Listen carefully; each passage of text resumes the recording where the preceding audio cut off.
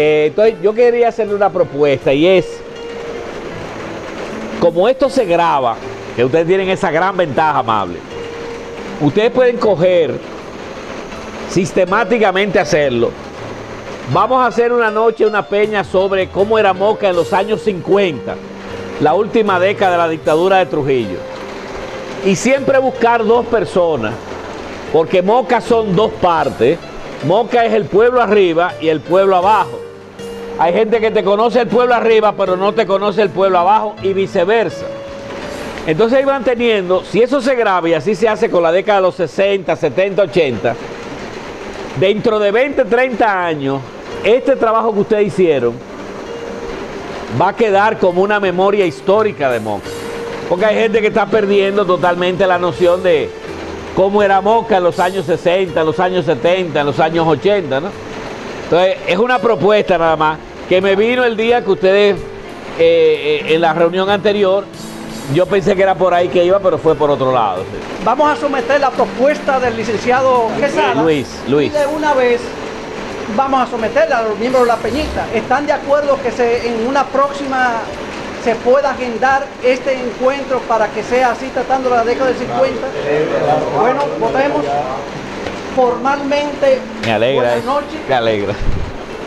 Al señor Wilfredo, a su familia, por este espacio lleno de doble bendición, por el espacio y por la lluvia que tenemos hoy cayendo. Gracias a ustedes, de verdad, no nos imaginábamos que el paraíso quedaba tan cerca de nosotros. Formalmente la invitación, la bienvenida, señor Luis Quesada, a este encuentro. Esperamos ser como la tierra en esta noche, alimentarnos de la lluvia y nos vamos a alimentar de su conocimiento con el tema de Semana Santa. Así que el aplauso y bienvenido. Gracias. Eso que llamamos la Semana Santa o la Semana Mayor, le decían los viejos antes, la Semana Mayor, en realidad en el lenguaje cristiano debiera llamarse con más propiedad la Semana de la Pascua o la Semana Pascual. O sea, más que Semana Santa o Semana Mayor, debiera llamarse Semana Pascual. Porque en esta semana, o en esa semana, faltan creo que 2 semanas para la Semana Santa. De la semana, 2 semanas y 4 días de esta semana, es lo que falta para la Semana Santa. Celebramos como, primero, la última semana de la vida de Jesús, pero previo a eso, y esa última semana de la vida de Jesús coincidió con la semana grande del pueblo judío, que ellos llaman la Semana de la Pascua. Si hay una semana grande en el pueblo judío, es la Semana de la Pascua. Es un tiempo de peregrinación ahí en el año, en el pueblo judío, todavía hoy, 3 fiestas de peregrinación en las que los judíos pueden estar en cualquier pueblecito, en cualquier lugar, y emigran a Jerusalén, a la capital, que en ese tiempo era Jerusalén, hoy no lo es. Emigran a Jerusalén, que es la fiesta de la Pascua, la fiesta de las chozas o de los tabernáculos y la fiesta de Pentecostés, que tiene otro sentido. Pentecostés para los judíos no es lo del Espíritu Santo, sino todo lo que tenía que ver con la presencia de Moisés en el monte Sinaí, la revelación de las tablas de Moisés y esas cosas. Bueno, entonces estamos ante la fiesta de la liberación de Israel, porque la última semana de Jesús coincidió con la semana grande de la Pascua. En esa semana fue que a Jesús lo ajusticiaron. Uso la palabra ajusticiaron, que debiera usar una palabra todavía más fuerte, lo asesinaron, porque Jesús no murió en la cama, ni murió de edad avanzada. Murió un hombre quizás más joven de muchos de los que estamos aquí, de 30, 31, 32, máximo 33 años, ¿no? O sea que era un hombre en plenas facultades, y fue brutalmente asesinado, brutalmente asesinado. Entonces, esa semana es la que celebramos nosotros ya en un sentido más religioso, que le llamamos la Semana Santa. Si ustedes quieren, yo voy a extrapolar un poquito hacia allá, ¿no? Para que entiendan lo de la Semana Santa Y después ya entramos en cómo surgió esta semana, los cambios que tiene y esas cosas, ¿no? ¿Cómo fue la última semana de la vida de Jesús? Bueno, primero hay que decir quién es Jesús, ¿verdad? Hoy está fuera de discusión que Jesús es un personaje histórico, igual que cualquier personaje de la antigüedad. Hoy nadie en absoluto niega que Jesús fuera un personaje histórico. Nadie en absoluto, que eso es mucho decir, ¿eh? En el siglo XIX todavía habían grandes discusiones sobre la historicidad de Jesús, pero hoy ya eso está fuera de discusión. O sea, Jesús es un personaje histórico que posiblemente nace 6 años antes de Cristo, aunque a usted le parezca mentira, porque un monje llamado Dionisio el Areopagita, o Dionisio el Exiguo, parece que era un enano, era muy pequeño, cuando hizo la cronología, puso el año 0 del nacimiento de Jesús 6 años más para acá de donde debió ponerlo. Por eso cuando ustedes ven en historia que dicen Jesús nació 6 años antes de Cristo, dicen, ¿cómo? Y Jesús no es Cristo. Sí, lo que quiere decir es que nació 6 años antes de donde la cronología puso el año 0 como año de su nacimiento. ¿Entendieron eso? Bien. Jesús no nació en Belén. Jesús históricamente nació en un pueblecito, en un villorrio que está encaramado en una loma, que en hebreo se dice, la loma se llama La Flor, todavía existe. Jesús nació en una aldea lomera, encaramado en una loma, se llama La Flor. Lo único que La Flor en hebreo se dice Nazaret. Nazaret quiere decir la flor, ¿no? Traducido al español. Entonces, cuando dicen que Jesús nació en Belén, no es un dato histórico que se está dando, sino un dato teológico, para emparentar a Jesús con la casa de David. David fue un rey que hubo en Israel 1000 años antes de que naciera Jesús, en el siglo X antes de Cristo, ¿verdad? Y que fue un símbolo de la realeza judía, y se decía por tradición que de la descendencia de David vendría el Mesías. Y por eso 2 evangelios, Mateo y Lucas, hacen un rodapié teológico y emparentan a Jesús con la casa de David, haciéndolo nacer en Belén. Pero históricamente eso es un dato ya fuera de duda. Jesús no nació en Belén, sino en Nazaret.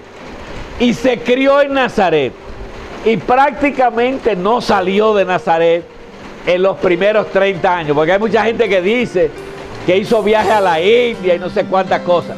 Jesús era un campesino, lomero, prácticamente semi-analfabeto. Escribía muy poco, y como los niños lo llevaban desde chiquito a la sinagoga es el lugar donde se reúnen los judíos en cada pueblo para orar, no para hacer sacrificio, porque los judíos no es como nosotros, que nosotros tenemos una iglesia en cada pueblo, ¿no? O varias en cada pueblo. Los judíos nada más tienen un solo templo, que estaba en Jerusalén, que era donde se hacían los sacrificios. Y en los pueblos habían lugares de oración que se llamaban sinagoga. Sinagoga quiere decir lugar de reunión, ¿verdad? Entonces ahí, generalmente a los niños, para que pudieran leer la Biblia estaba escrita en la lengua hebrea, le enseñaban el hebreo y lo enseñaban a leer y a escribir, para que pudieran leer. A los niños varones, a las hembras nunca. Si hay un pueblo ultramachista, fue el pueblo donde vivió Jesús, ultramachista. O sea que hoy las mujeres ni se pueden imaginar lo machista que era aquella sociedad. Jesús, desde el punto de vista sociológico, pertenecía a una clase social que se llama, eso está fríamente estudiado, los Ammahares. Ammahares es una palabra hebrea, ¿verdad?, que quiere decir, traducida al español, los pobres de la tierra. Eso que decían Mahares. O sea, Jesús era un campesino, lomero, sin tierra, no tenía tierra, y vivían, diríamos, buscándose.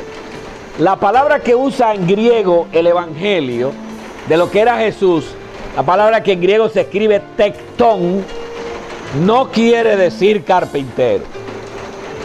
Porque de la carpintería no vivía nadie en Nazaret, porque se nos hubiera muerto de hambre.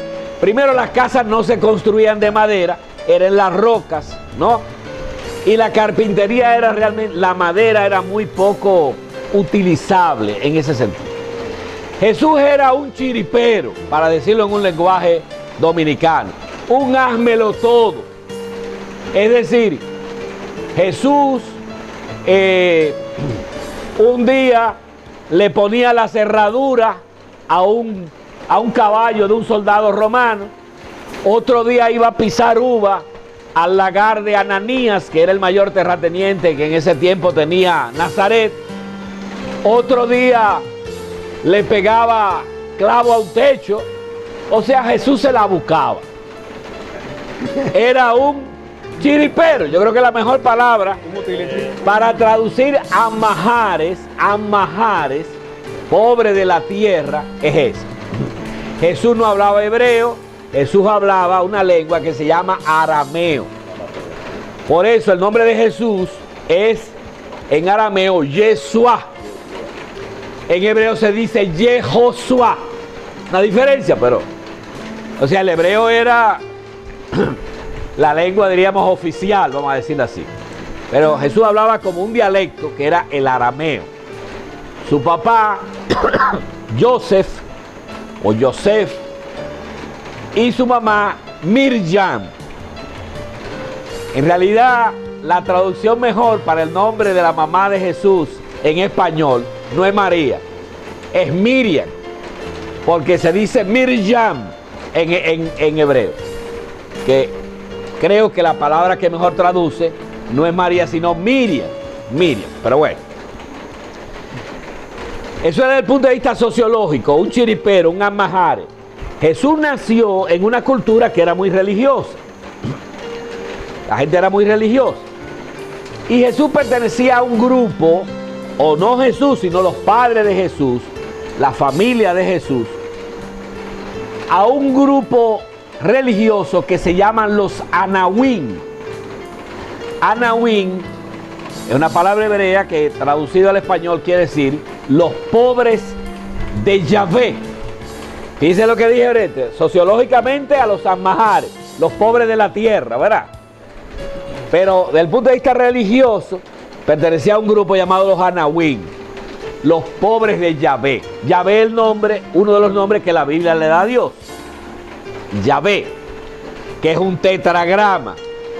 En hebreo no existen las vocales. El hebreo nada más tiene 23 consonantes. No existe la A, la E, la I, la O y la U. Entonces es un problema cuando tú vas a leer el hebreo porque no existen las vocales. Cuando el hebreo se convirtió en lengua muerta en el siglo IX, un grupo de judíos que se llamaba el grupo de la Masora le puso puntico a todas las palabras de la Biblia judía. Y esos punticos era una forma de vocalizarla, porque ya no se sabía cómo se pronunciaba. Y la Biblia se vocalizó en el siglo IX después de Cristo, que es lo que se llama el texto masorético. Y por eso Yahvé, que es un tetragrama de 4 letras, ¿verdad? Se le pusieron una E, una O y una A y se formó Yehoshua, que lo traducen por Jehová.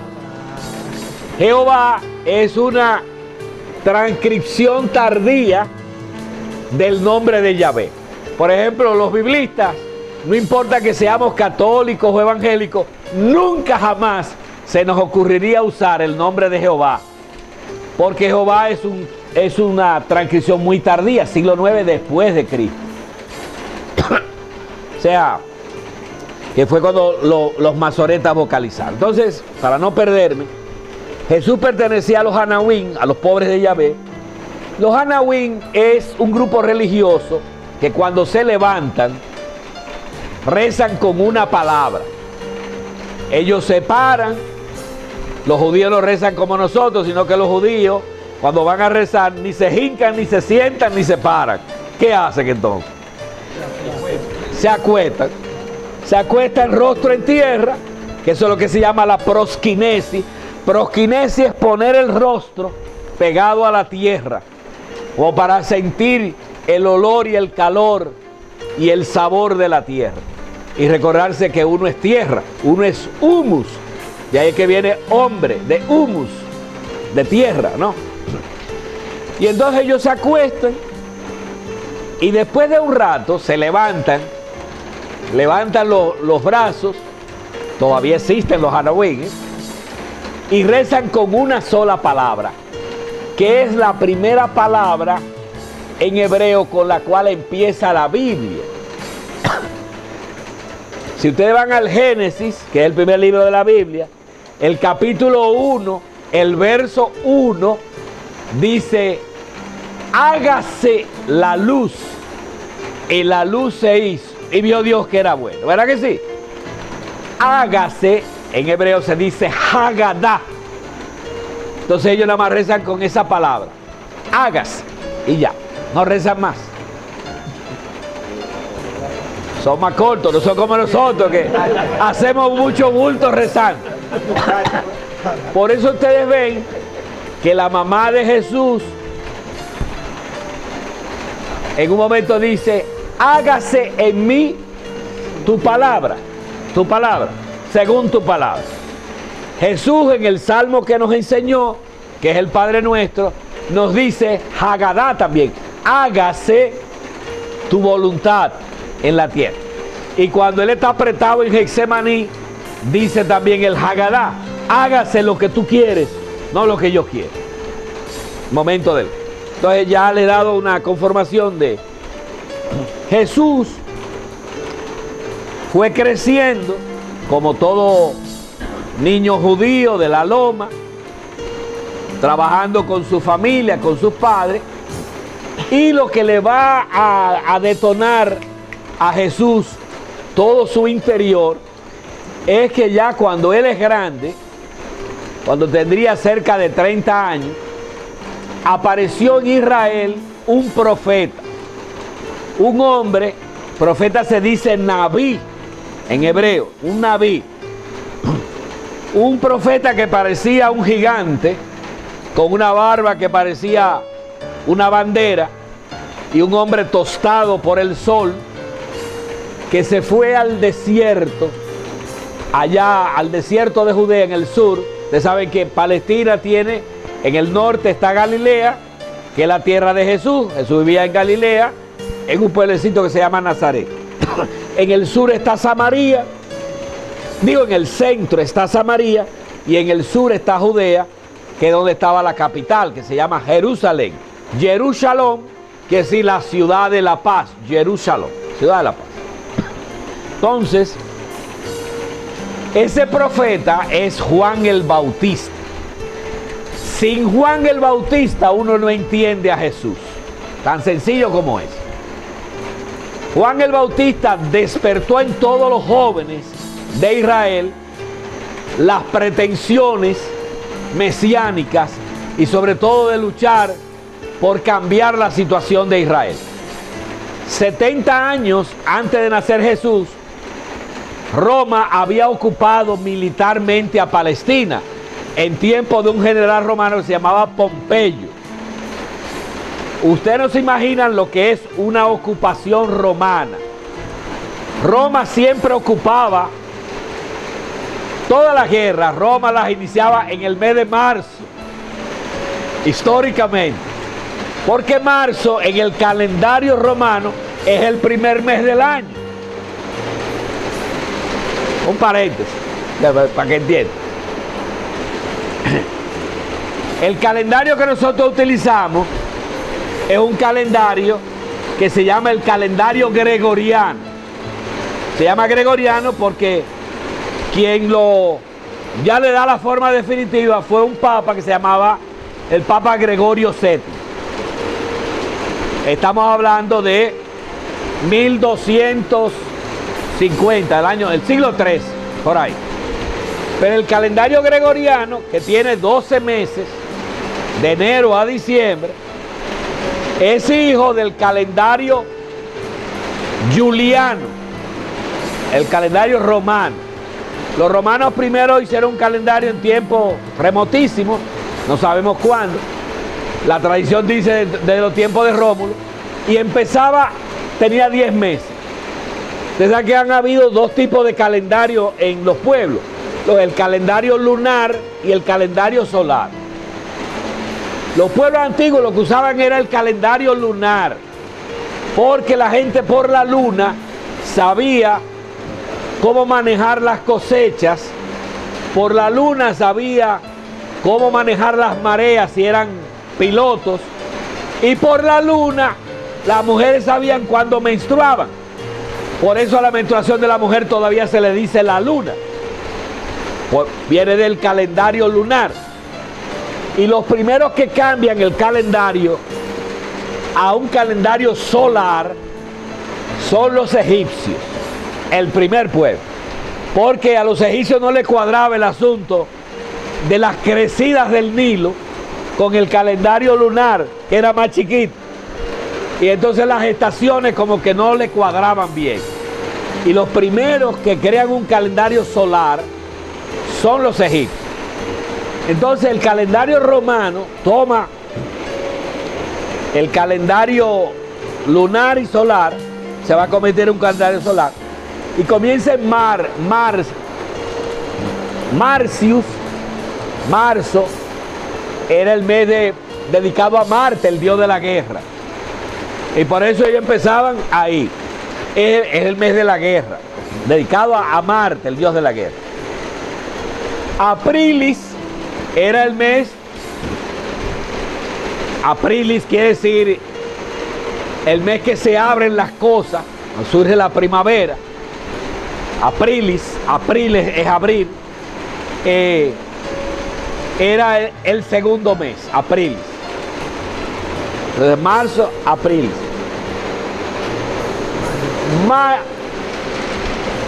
Mairis, creo que es en latín que se dice, mayo, era por la diosa Maya, que era la mamá de Hermes, que era la diosa de la fecundidad, dedicada a la fecundidad. Mayo, a la fecundidad. Junius, al dios Juno, que era el dios del hogar. Entonces Julio ya no se llamaba Julio, eso fue un invento después. Quintilius, a partir de julio era Quintilius. Agosto era Septilius. Septiembre es Septilius. Octubre Octilius. Noviembre Novilius. Y diciembre Dicilius, que era latín. Eran 10, o sea, diciembre era el 10º mes. El quintilio, que era julio, en tiempo de Julio César, en el año 64,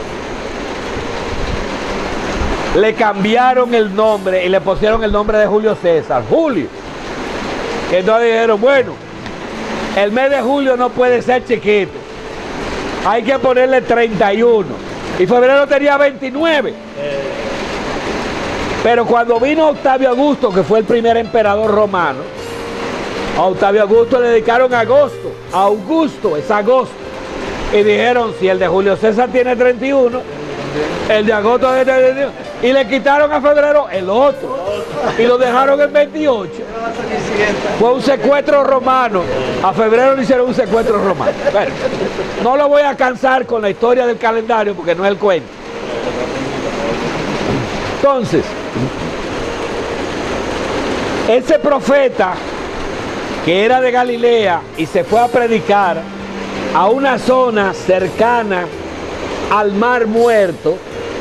El Mar Muerto es un lago, no es un mar, es un lago. Israel está atravesado por un río de norte a sur que se llama el río Jordán.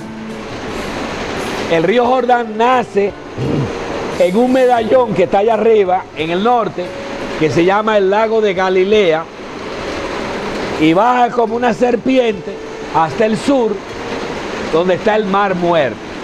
El Mar Muerto nadie lo mató, como decía Tres Patines, sino que se llama Mar Muerto porque tiene la dosis más alta de salinidad que hay en el mundo. O sea, el Mar Muerto es una mina de sal, donde no se da la vegetación, no se da la pesca, nada. Mi abuela y la abuela de Pedro nos contaban cuando fue en el 63, 64 al Mar Muerto, que ella se acostó a leer una revista en el Mar Muerto, sin saber nada, porque el agua, la sal te sube. Él se va, Juan, a un sitio que se llama Betabara, y ahí comienza a predicar cerca del Mar Muerto, muy pegadito del desierto. Todo el mundo cogió para Betabara, incluido Jesús. Y ahí es donde se le prende la chispa profética a Jesús de Nazaret, escuchando a Juan el Bautista. Por eso yo digo, sin Juan no entendemos a Jesús. Por eso Jesús, el piropo más grande que le dijo de un ser humano, se lo dedicó a Juan. No ha nacido un hombre más grande de mujer que Juan el Bautista. Está en el Evangelio de San Lucas. A Juan, ustedes saben que como fogoneó a Herodes, Herodes era un rey judío al servicio del Imperio Romano. Herodes lo trancó en la fortaleza de Maqueronte, una fortaleza, y allá le arrancó la cabeza. Es precisamente cuando muere Juan el Bautista. Competir con el agua no es fácil. Cuando muere Juan el Bautista, que Jesús toma el relevo, toma la antorcha y comienza a predicar. Cuando Jesús tenía 8 o 9 años, alcanzó a ver de Nazaret una de las matanzas más grandes que hicieron los romanos. Los romanos eran extremadamente despiadados. O sea, los gringos son pajecoco para los romanos. Los gringos son un fly a queche para los romanos. Roma era brutal. Hubo una sublevación de judíos que mató una patrulla romana en un pueblecito llamado Séforis, a 6 kilómetros de Nazaret. Muy bien,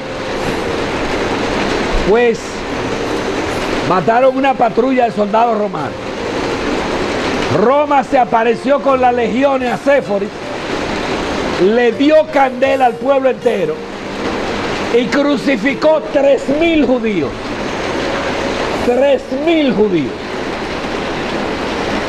La masacre fue tan grande que desde Nazaret se alcanzaban a ver las cruces, la hilera de crucificados, porque la cruz era un suplicio romano. La cruz no era un suplicio judío. Los judíos no crucificaban. Por eso cuando ustedes oyen a la gente decir, los judíos mataron a Jesús, no tiene nada que ver con eso. Los que mataron a Jesús fueron los romanos, el Imperio Romano. La Semana Santa es movible por el asunto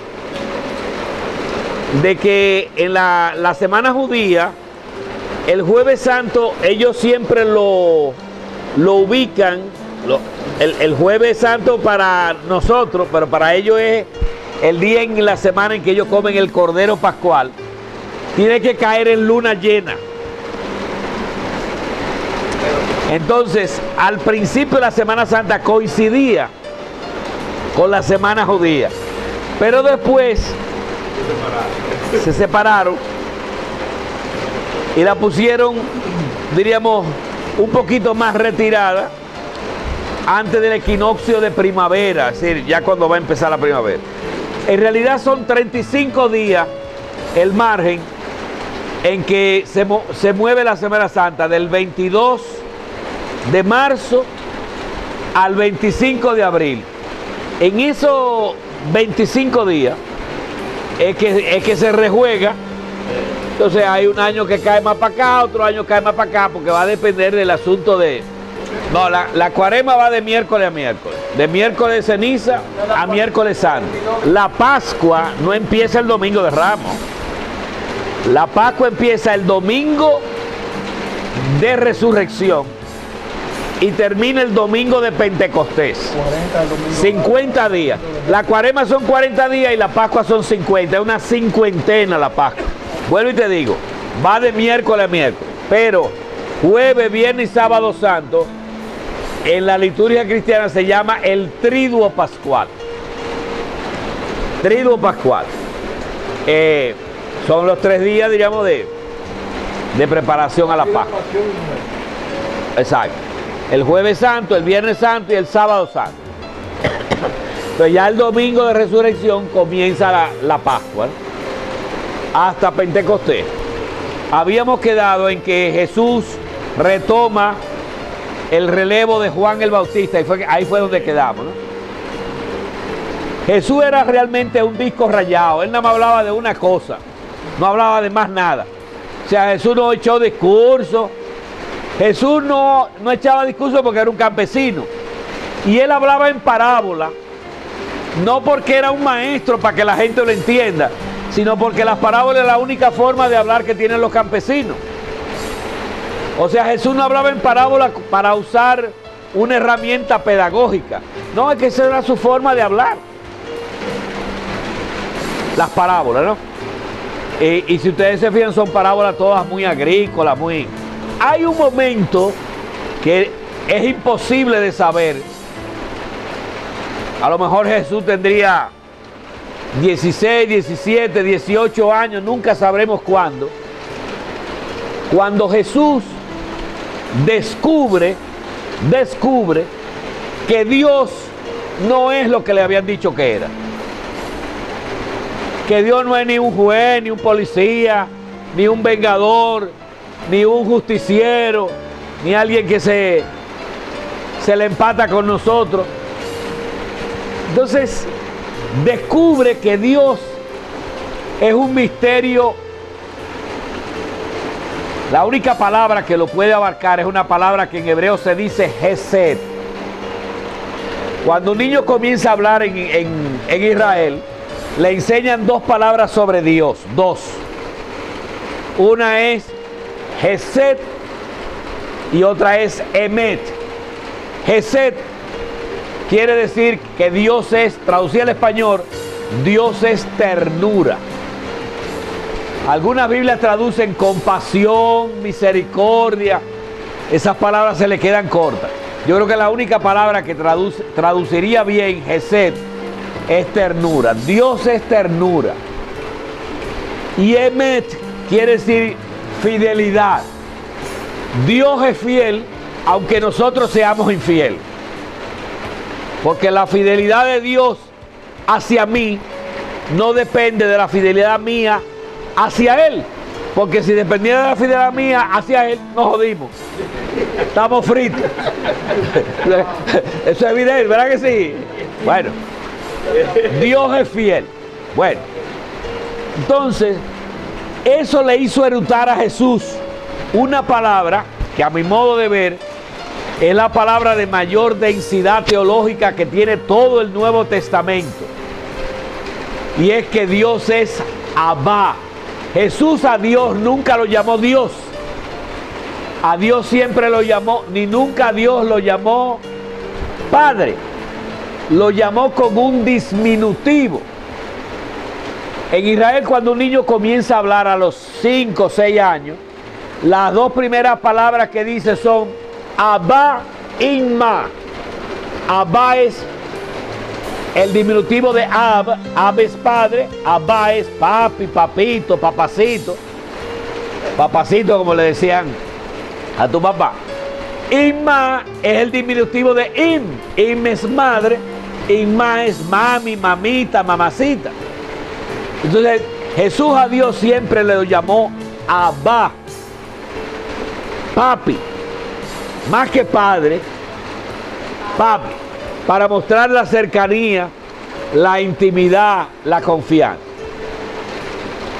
Esa mentalidad de Jesús hizo cambiar, diríamos, su forma de pensar en cuanto a las relaciones humanas, donde Jesús cae en la cuenta de que si Dios es nuestro Padre, todos nosotros somos hermanos.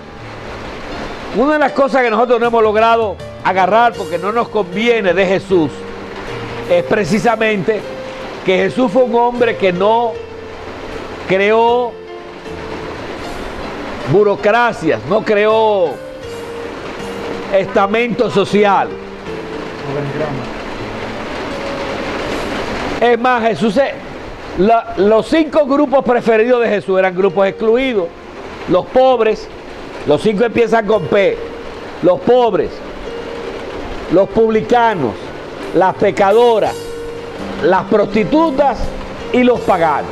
Nosotros leemos el Evangelio y a veces no nos dice nada, pero era una pedra en un ojo que Jesús a los fariseos, cuando nosotros decimos fariseos, no queremos decir hipócritas.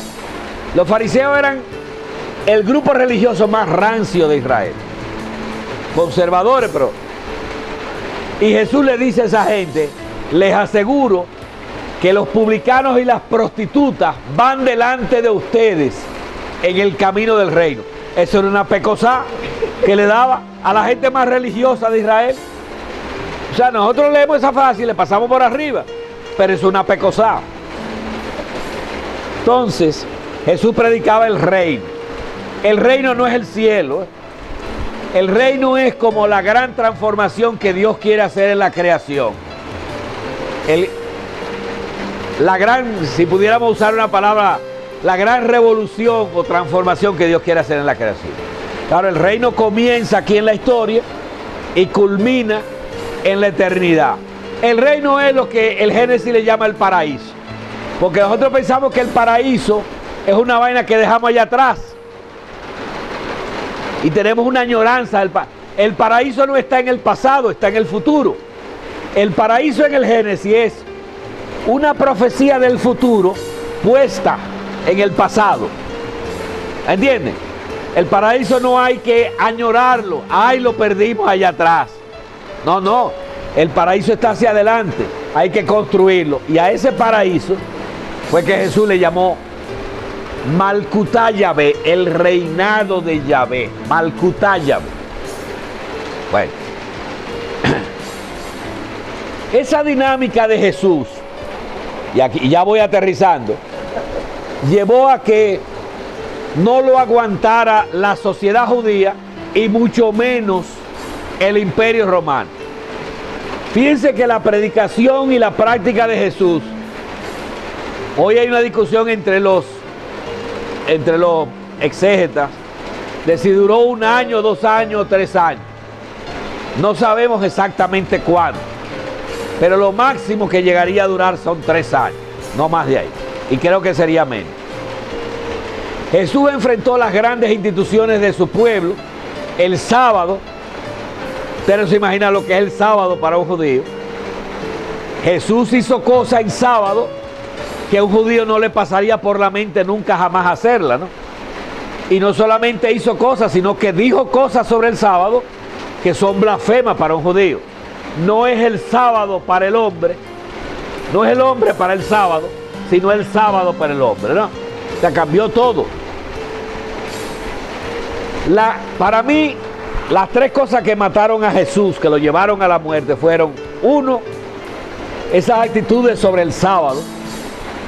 2, las comidas escandalosas de Jesús. Jesús comía con todo el mundo. Los judíos no comen con todo el mundo, porque el judío no es como el occidental. Los occidentales, el comer es una cosa trivial. Para el judío, el comer es algo que se realiza con gente. Yo no puedo comer con él si yo no lo conozco y es mi amigo y tenemos una relación? No como con él. Los judíos tienen otra forma, ¿verdad? Y Jesús comía. Si ustedes leen los evangelios se van a dar cuenta que las comidas de Jesús son escandalosas. Come con prostitutas, come con publicanos, come con pecadores, come con todo el mundo. Y eso enervaba. Y después lo que le puso a la tapa al pomo, y ahí doy el brinco ya para, yo sé que ustedes están locos por irse, a la Semana Santa. La Semana Santa comienza con lo que nosotros llamamos el Domingo de Ramos, ¿verdad? El primer Domingo de Ramos no fue una procesión, fue una verdadera manifestación.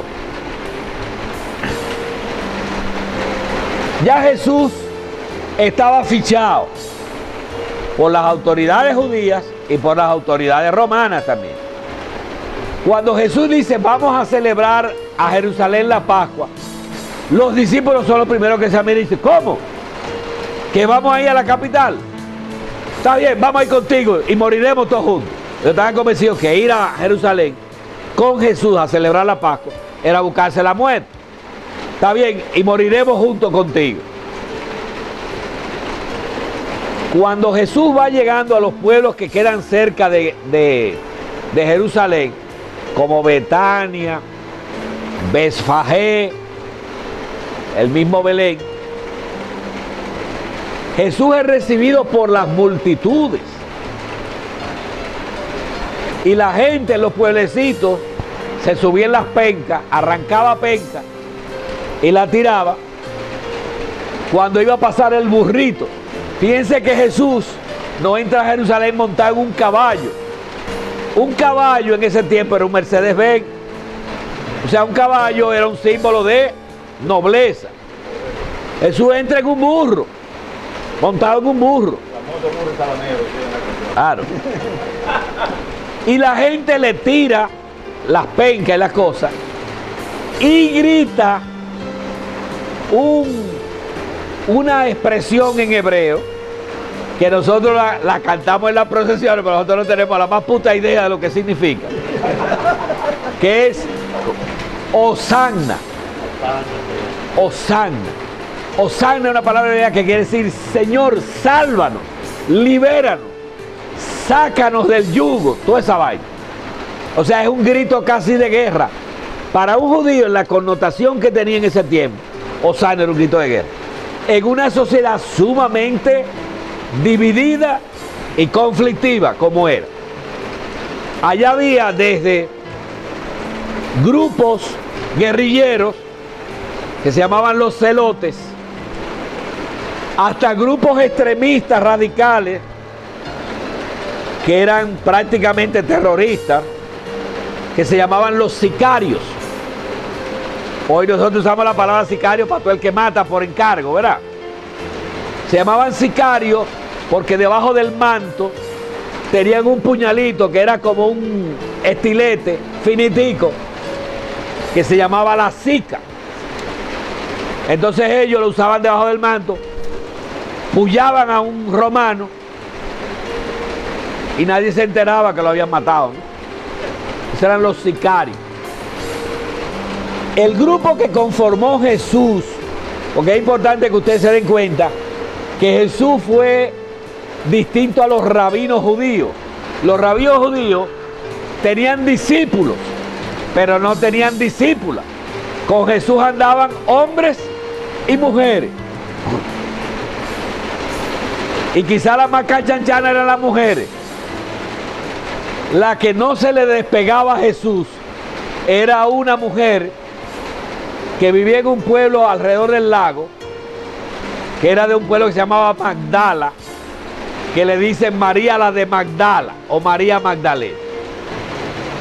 Esa es una persona clave que la iglesia en 2000 años ha tratado de opacarla o hacerla casi desaparecer, hasta el punto de que nos han metido en la cabeza que María Magdalena era prostituta. Eso es una falacia histórica. María Magdalena no era prostituta.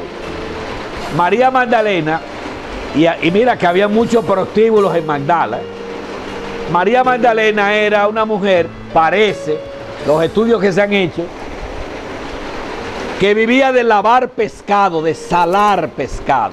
En Magdala se vivía mucho de la venta del pescado. Y en ninguna parte del Evangelio dice que era prostituta. O dice que Jesús le sacó 7 demonios. Bueno, esa expresión no quiere decir que era prostituta. A lo mejor tenía problemas mentales, distorsiones, pero no era prostituta. Y María Magdalena es una mujer clave. Estaba María la de Betania, María la madre de Jesús, Salomé. Era un paquete de mujeres, ¿no? En la última cena, todos los cuadros de la última cena están mal pintados. Porque nada más pintan a Jesús. Primero pintan a Jesús sentado en una mesa con 12. No había mesa. Porque los judíos no se sientan en mesa. No comen en mesa. Ellos comen recostados. ¿Verdad? Comen recostados.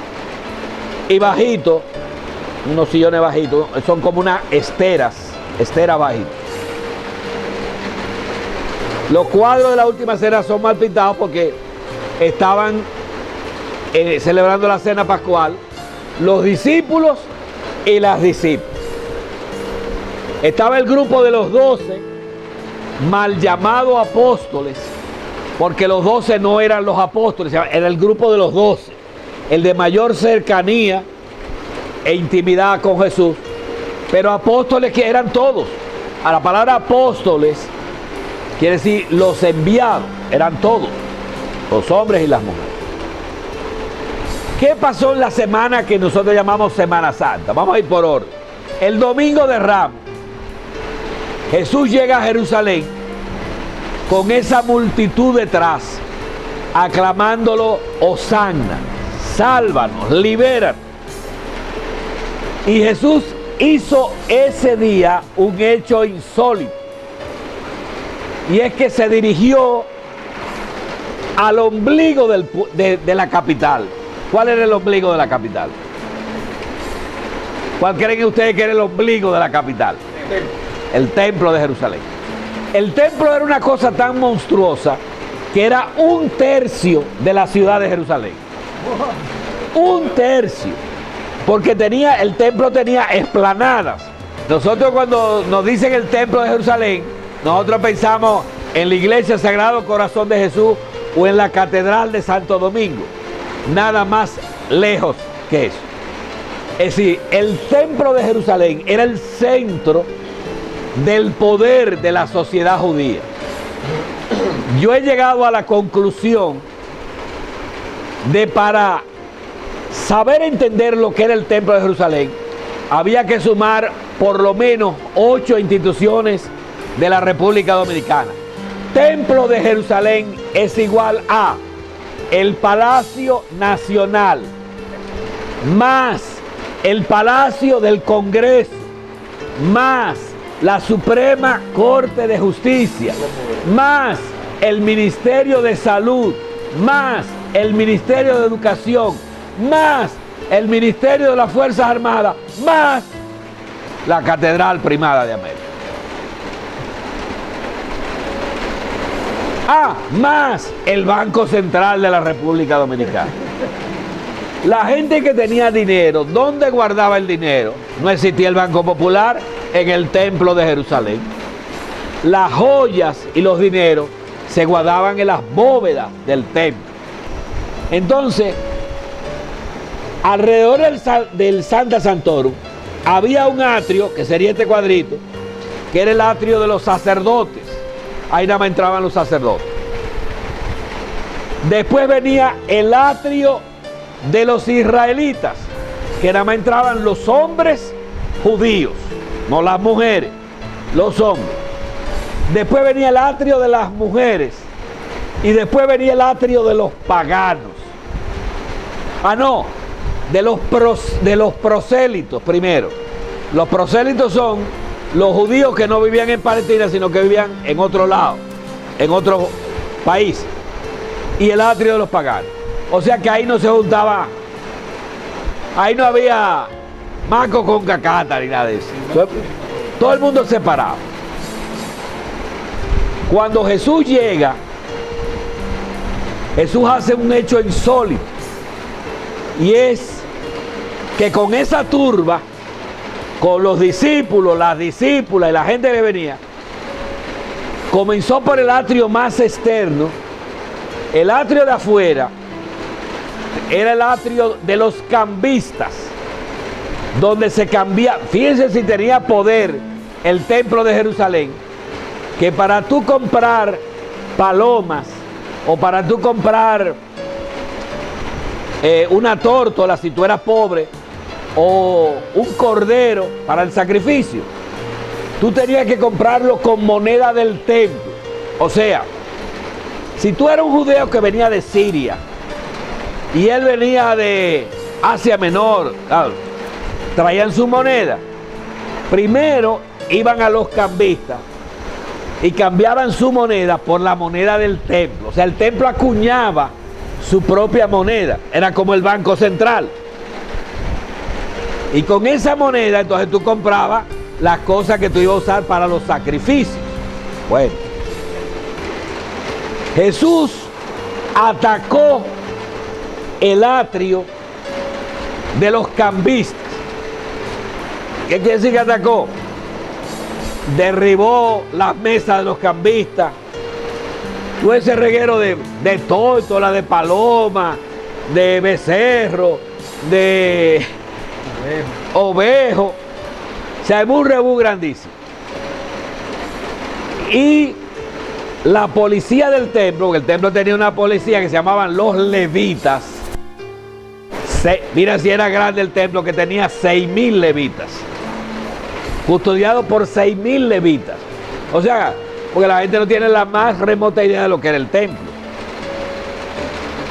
El rebú fue tan grande que Jesús salió huyendo. ¿Por qué hizo eso?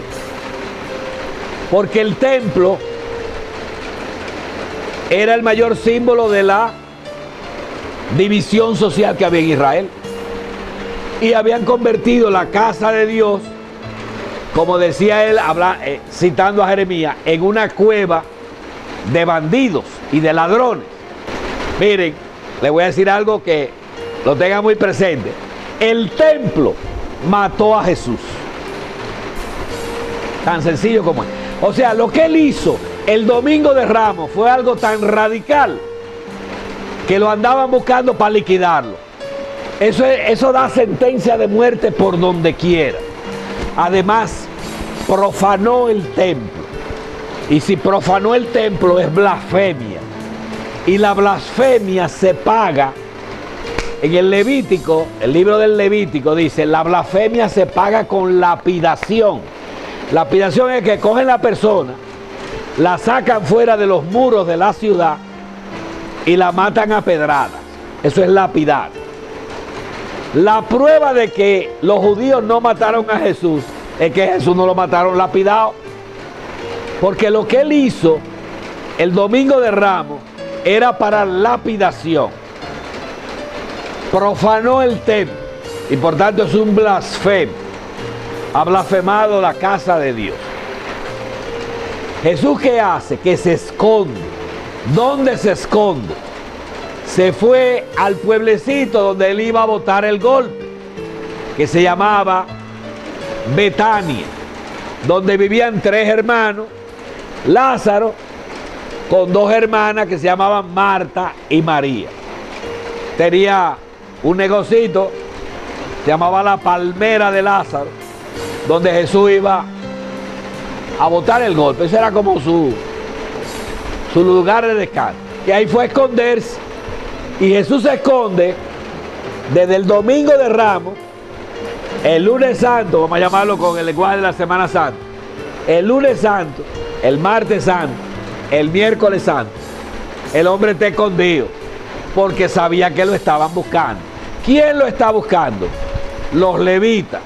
¿Quiénes son los levitas? La policía del templo. 6,000 hombres. Bueno. Estando escondido, es que los discípulos le preguntan a Jesús, ¿y dónde que vamos a celebrar la cena de la Pascua? La cena pascual. Entonces, le da una clave. Los evangelios lo ponen todavía en clave ahí, ¿verdad? Para hacerla en el mismo Jerusalén, en la casa de Juan Marcos. La casa de Marcos, que era una casa grande, espaciosa, donde cabían todos los discípulos y las discípulas. Y tenía como un segundo piso, donde fue que la hicieron. Era como una casa de 2 pisos, si pudiéramos decir.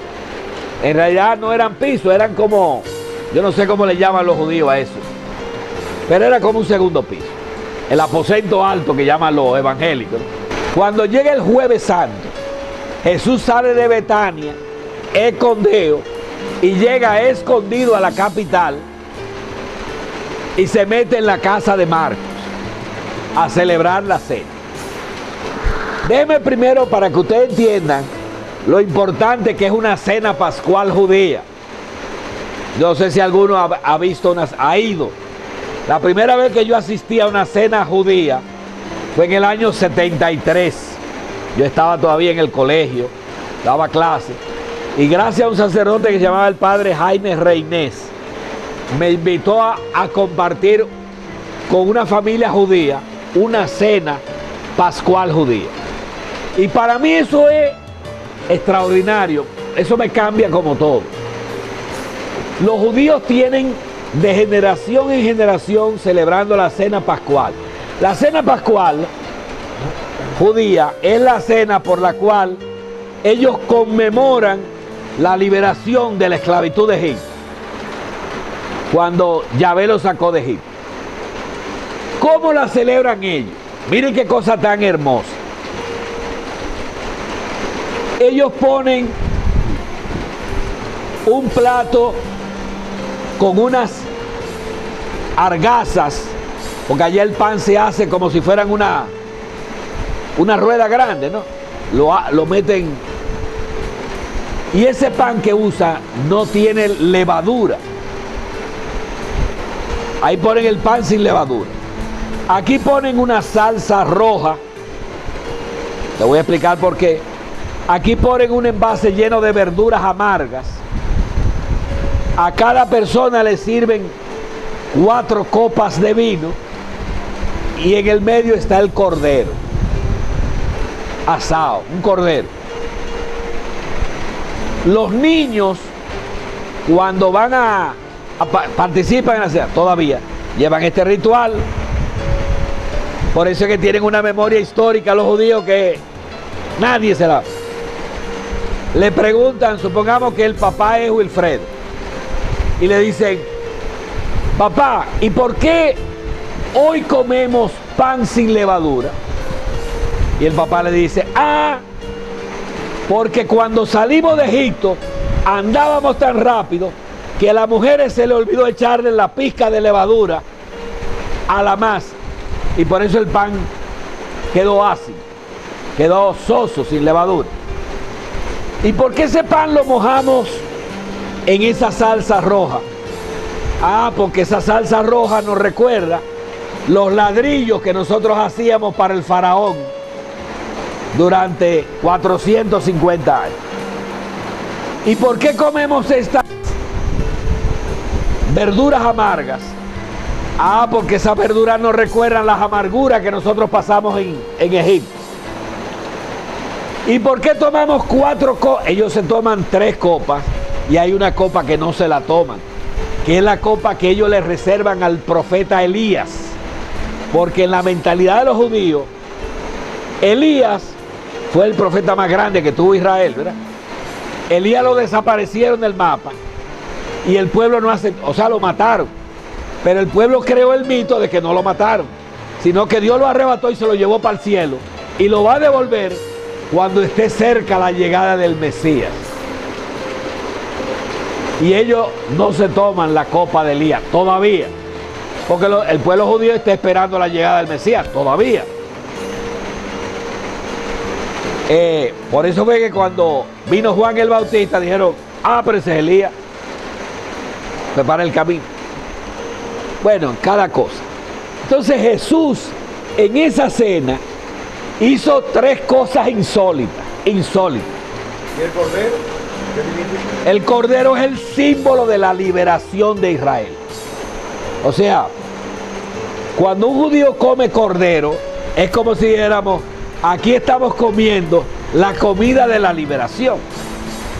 Fíjense que nosotros no tenemos la más remota idea cuando vamos a comulgar que nos dicen, este es el Cordero de Dios. Ni idea. Nos están diciendo, este es el liberador, porque el Cordero es el símbolo de la liberación. Entonces, Jesús hizo tres cosas insólitas esa noche. Se quitó la bata. Cuando un judío se quita la bata, se queda casi desnudo, ¿no? Tiene muy poca cosa arriba. Cogió un trapo y se lo amarró. Y cogió una terina. Los judíos le llaman jofaina. Una jofaina es una terina grande. Y le pidió que se quitaran las chancletas para lavarle los pies a los discípulos y a las discípulas. Eso enervó al grupo de Jesús. El primero que se encojonó fue un tal Pedro. Usted sabe que Pedro ha sido, desde el punto de vista psiquiátrico, del grupo de los 12 el más estudiado. Psiquiatras tan famosos como Kretschmer y Sheldon han estudiado a Pedro como ser humano y han llegado a la conclusión de que Pedro era emotivo, altivo, primario. Encima de ello, eso quiere decir que Pedro era un alcacese, ¿no? Que se sube rápido, pero ahí mismo se baja. Eso era Pedro. ¿A quién es que tú le vas a lavar los pies? A mí. Vamos a respetarnos. Usted es el jefe de este grupo. A lavarme los pies. No. Óyeme, pero ustedes no capten la idea. El día de la liberación de Israel, o sea, el día que dejamos de ser esclavos, Jesús hace el trabajo de un esclavo. Lavarle los pies a todo el mundo. ¿Ven el contraste? El día de la independencia nacional, el 27 de febrero de los judíos, Jesús se vuelve un esclavo. Pedro, si no te dejas lavar, tú no lo vas a entender. No. Si no te dejas lavar, no tienes parte conmigo. No, pues entonces échame agua por la cabeza también. Vaina de Pedro. Y le lava los pies. Y entonces, ahí es donde Jesús le cambia la cosa más difícil de cambiarle a un ser humano, que es la dimensión del poder. Miren, los antropólogos dicen que el ser humano tiene 5 dimensiones. 5. La dimensión del tener, la dimensión del poder, del saber, del placer y del hacer. Esas 5 dimensiones constituyen el ser humano. La dimensión más difícil de cambiarle, de convertirle a una persona, es la dimensión del poder. Ojo, todo el poder, ustedes saben que es arborescente. Todos tenemos una cuota de poder. Por ejemplo, tú eres padre de familia, tú tienes una cuota de poder en tu familia, con tu esposa, tus hijos. El que es maestro con sus alumnos, el que tiene una empresa con sus trabajadores. Todos tenemos cuotas de poder que las manejamos, ¿verdad? Entonces, convertir el poder de poder dominación, de poder opresión o represión, a poder servicio, eso es lo más difícil. Eso es lo que se llama en lenguaje evangélico la coinonía del poder. Muy difícil. Hay seres humanos que pasan la vida y nunca convierten su dimensión del poder. Nunca. Nunca. O la gran mayoría. Entonces Jesús le dice, bueno, ¿quién es más importante? ¿El que está sentado en la mesa o el que sirve? Se supone que el que está sentado en la mesa. Pues yo he estado entre ustedes como el que sirve. El que quiera ser el primero, que se haga el último. Y el que quiera ser el mayor, que sea el servidor de todo. Óyeme, eso cambia la lógica del poder. Cambia totalmente.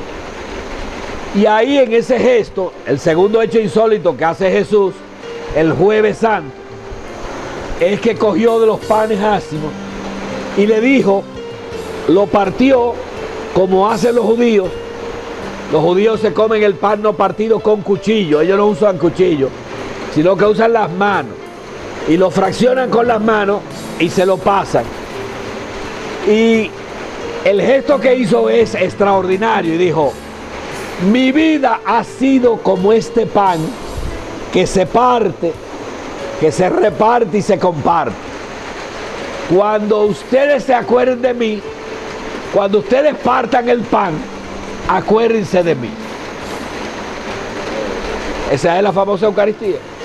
Nosotros creemos que una persona es eucarística cuando recibe todos los días la comunión. ¿No? Una persona es eucarística cuando convierte su vida en comida y bebida para los demás. Cuando hace que su vida sea alimento para los demás. Ahí yo soy eucarístico. ¿Entendieron la diferencia? Entonces, ese gesto del pan y del vino, demostrar que esa es su vida, que ha sido derramada, eso cambia totalmente la mentalidad. Y ahí les entrega, y es el tercer hecho insólito, el mandamiento del amor.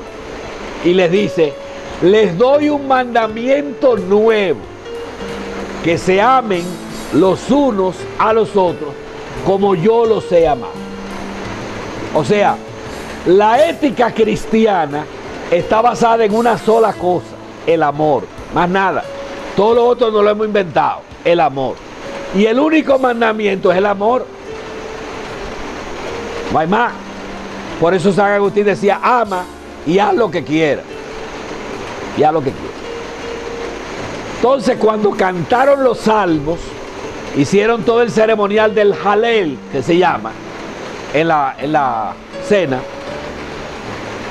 Jesús, ya era medianoche, se fue a esconder. ¿Y a dónde se fue a esconder? Ustedes saben, ¿dónde se fue a esconder? Al Monte de los Olivos. Había en las afueras de Jerusalén un lagar que se llamaba Getsemaní,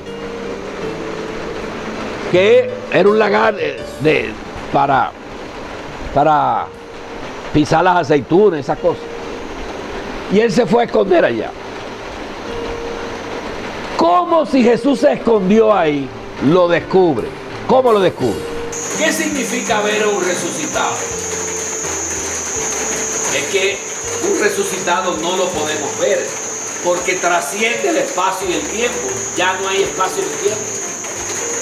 Ellos sí tuvieron la experiencia de que Jesús estaba ahí. Yo siempre a los niños, para que entendieran la resurrección, yo les decía, miren,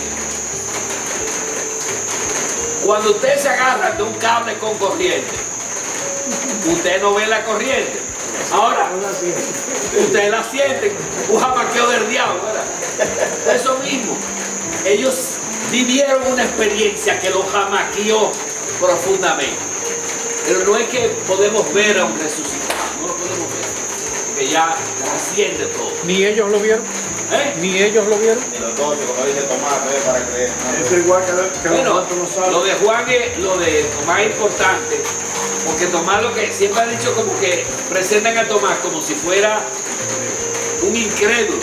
Y es todo lo contrario. Tomás lo que nos quiere decir es que no podemos creer en cualquier resucitado, en cualquier fantasma. Tenemos que creer en aquel que vivió entre nosotros, lo mataron y el Padre lo resucitó. Porque la resurrección no es un milagro que Jesús se hizo a sí mismo. La resurrección es que Dios, el Padre, ¿verdad?, salvó a Jesús de la muerte. ¿Cómo fue eso? No me lo pregunten, que yo no lo sé.